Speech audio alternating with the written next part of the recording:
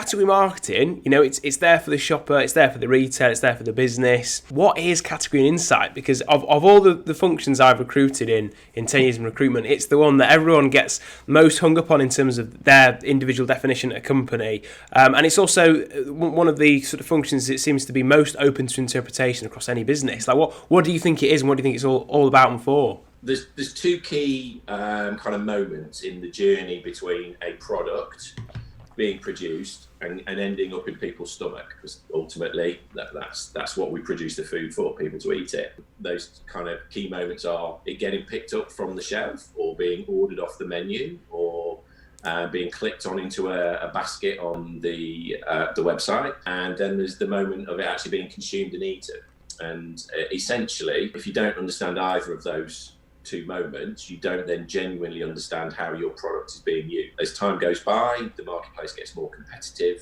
Any business that doesn't understand those two moments in time really fundamentally is going to struggle. The way in which it works is that the kind of the consumer moment, point when people sit down and eat it, that's all about the insights function. That's what those guys are there for, to understand. So, who's eating it, when, why, what is it being consumed with, what is the process of consumption, how easy or difficult is it? That defines the kind of the use of your product. But the key thing is before any of that can happen, it needs to get into the home.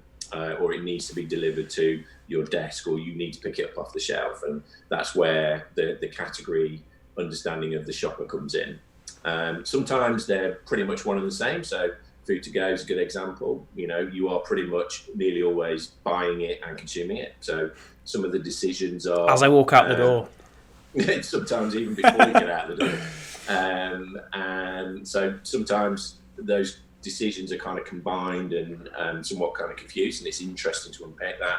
But with grocery shopping, so my more recent roles with ready meals and soup and more kind of eat later chilled food, the shopper is somebody else who is buying on behalf of the consumer. And if you can understand that, what you can then do is, first of all, understand how you can get better at delivering against what the shopper is looking for in terms of picking that product up, what the consumer is looking for in terms of consuming that.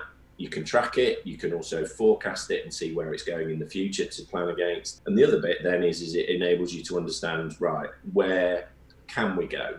So what else can we kind of produce that would fit in with this consumption occasion? Or are there other consumption occasions in which our products might fit in?